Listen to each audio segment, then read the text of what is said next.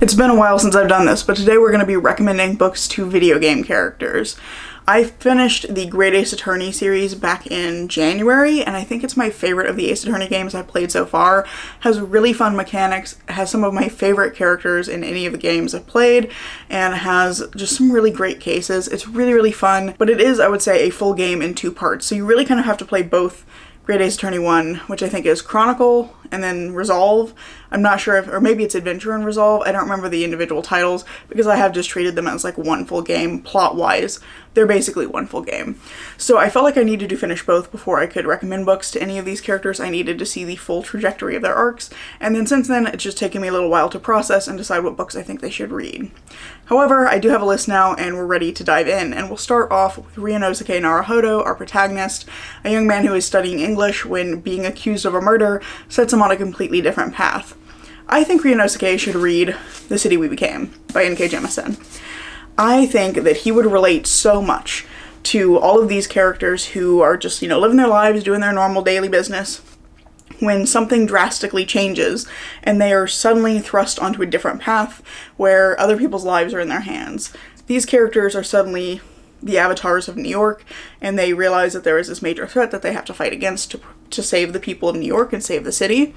Ryunosuke is a young man who suddenly becomes a lawyer, and he suddenly has his clients' lives in his hands, and he has to do everything in his power to prevent them from being executed, basically. It's kind of the implication of what's going to happen to them for things that they haven't done. He's trying to prevent the justice system from doing injustice to them.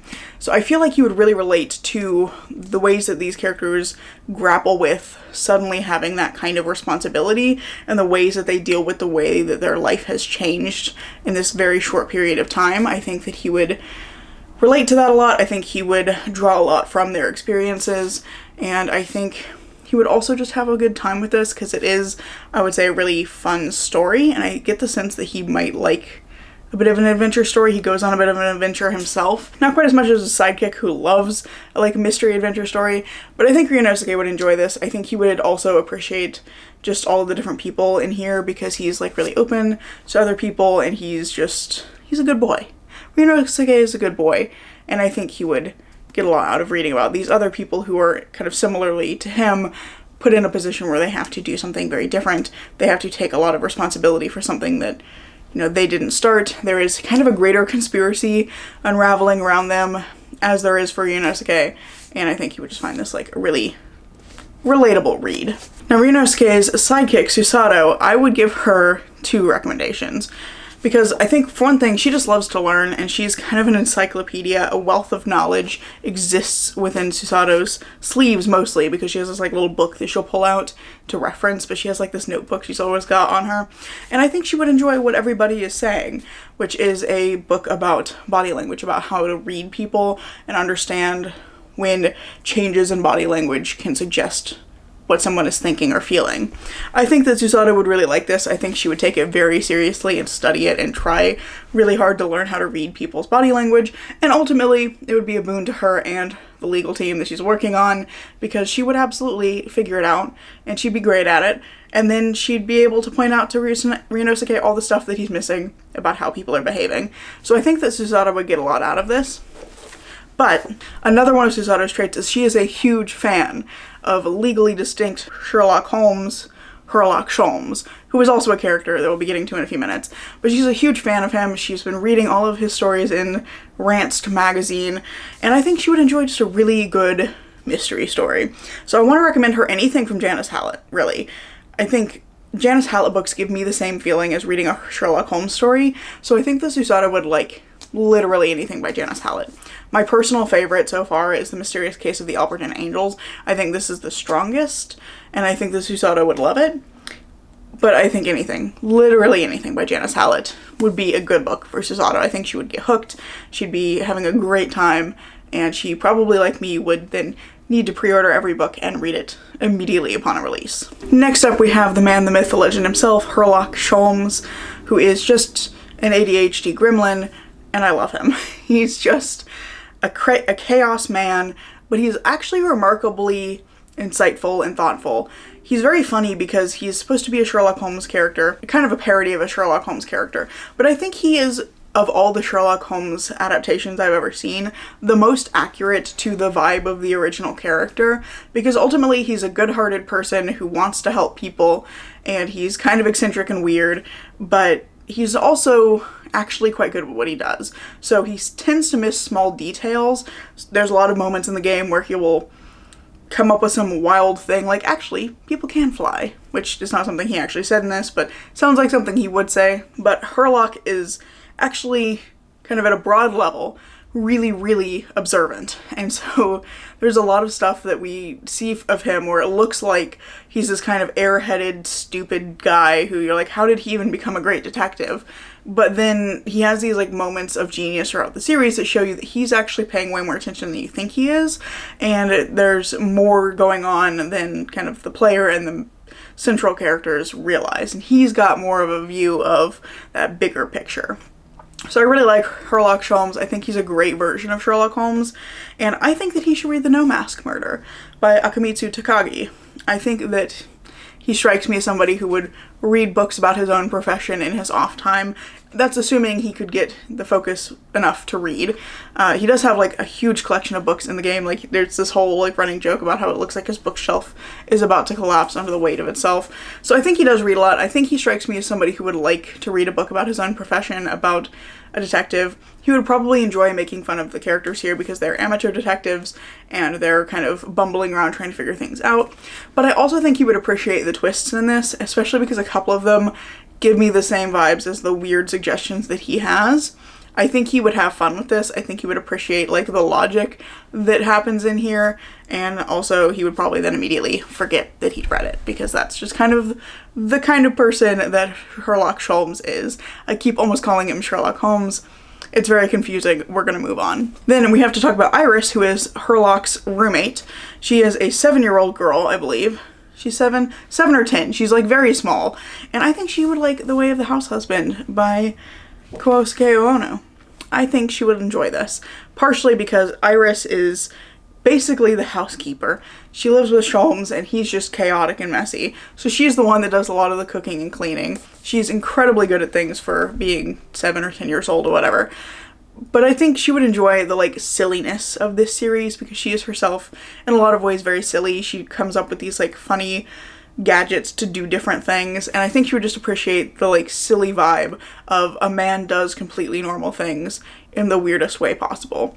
I am here holding volume 7 because this is what was easiest for me to grab off the shelf. I've just read this one, so it was near at hand, but I think she would enjoy this whole series. It's just like little vignettes of a man taking things way too seriously and doing things in really strange ways. And I think Iris would just really vibe with that particular kind of humor. Next up we have Gina, who is the Lestrade character for this particular series. And she is a young pickpocket who gets involved in the kind of lawyering. That can't really be a verb, but we're gonna make it be a verb. The lawyering that Ryunosuke is doing after she is involved in one of the early cases in the game. She becomes close friends with a lot of the main characters, and I just really enjoy her. She's fun as a character, but also kind of frustrating. I think she is kind of annoying. And I think similarly, I'm gonna suggest her a book that I find kind of frustrating. But not because I think that she's frustrating and should get to read a frustrating book. I just think she'd connect with it a lot more than I would. I want to recommend her A Magical Girl Retires by Park Solyon, which is a kind of magical realism story about magical girls. And it's following a character who feels like the world has beat her down. She's been kind of done dirty by specifically credit card companies and is like, my life isn't even worth living, nobody cares about me, everything is just out to get me.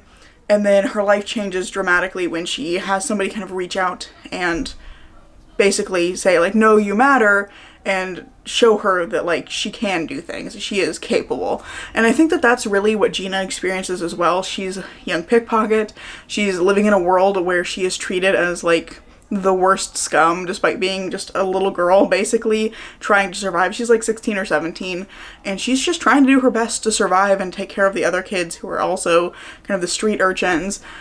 And she just feels very beat down by the world. She never really trusts people.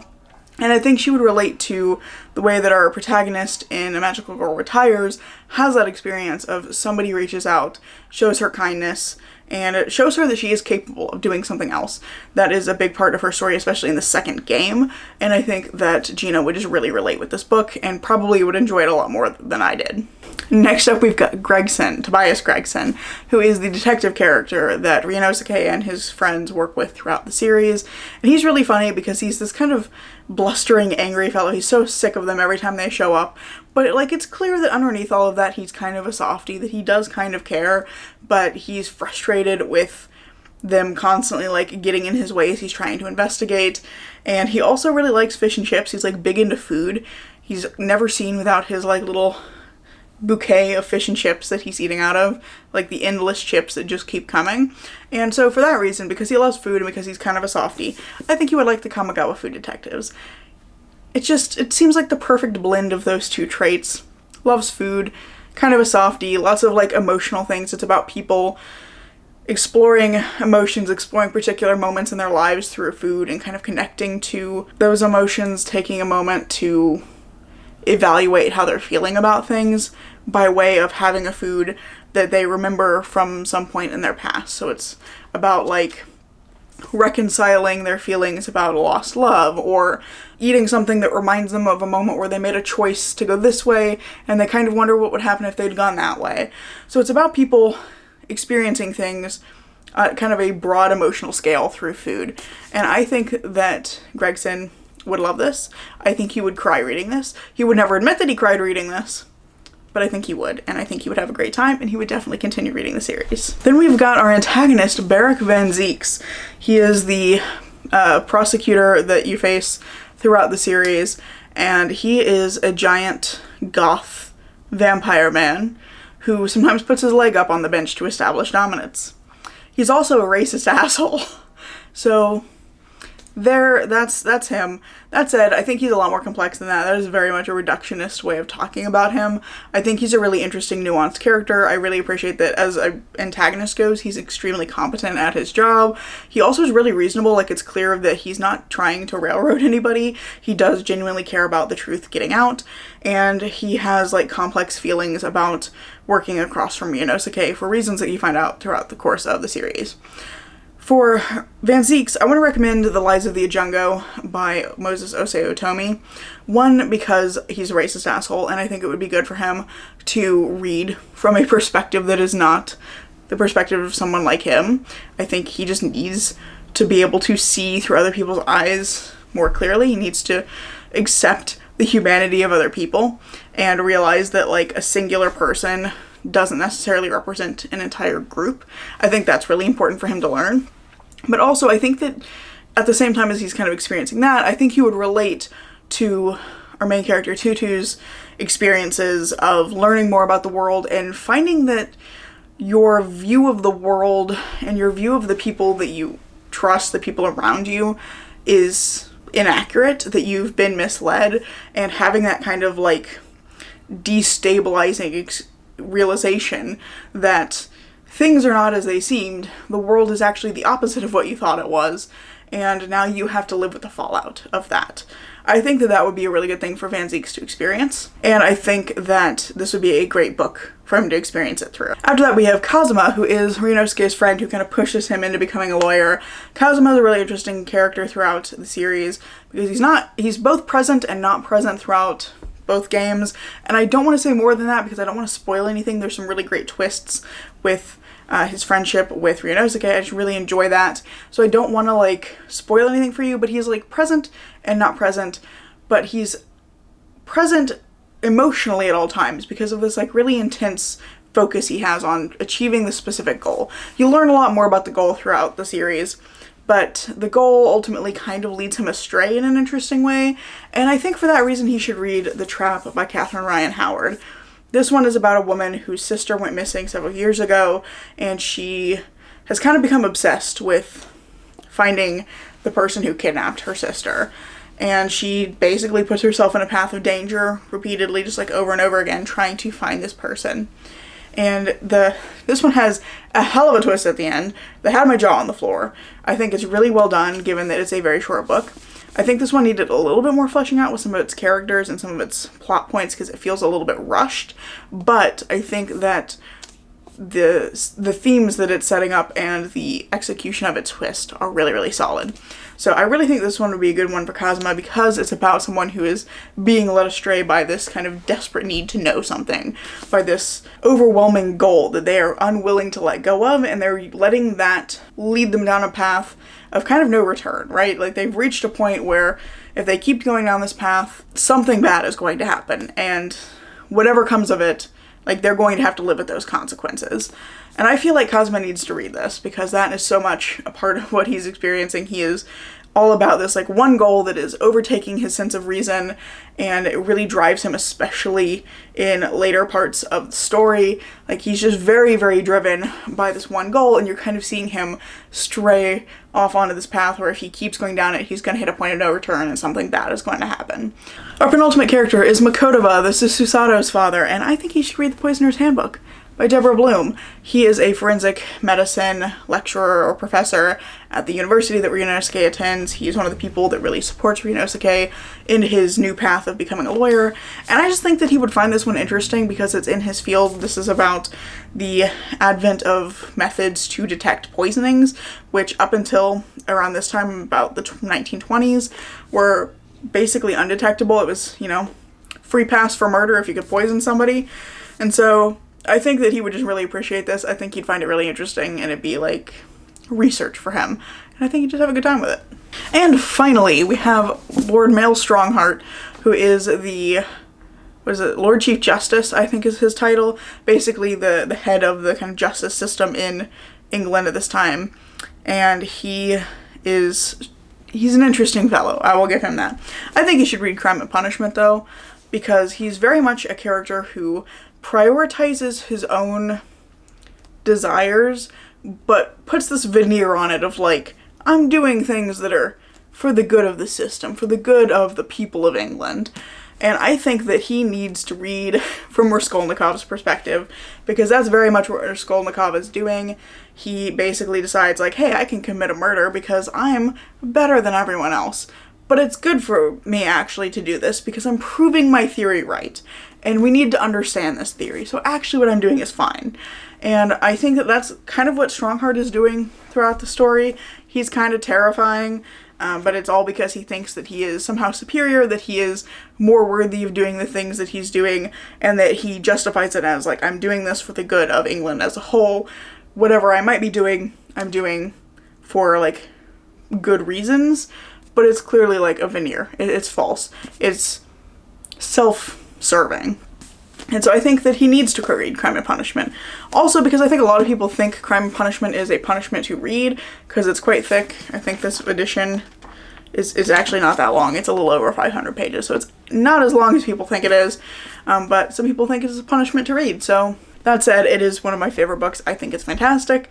So also maybe I shouldn't have him reading my favorite book, but I think he needs to. I think he needs to understand Raskolnikov and the things that happen as a result of Raskolnikov's actions. So those are all the books that I would recommend to the Great Ace Attorney characters, at least all the characters that I felt like were significant enough that they needed a book recommendation. There's lots of wonderful characters in this couple of games, though. There's some people that I would have loved to recommend something to, but they appear like so briefly that I wasn't really sure I had a full grasp on their character. So lots of people we could have chosen from. I tried to keep it to the main set who are recurring characters throughout the story. And yeah, let me know down in the comments below if you disagree or agree particularly with any of these recommendations, or if there are other books that you would recommend to any of these characters if you're familiar with them. And also, I really hope you've enjoyed this video. If you have, I hope you consider giving a like, maybe even subscribing to see what comes next. I'm currently posting on Tuesdays and Saturdays, and I hope to see you in the next video. Bye.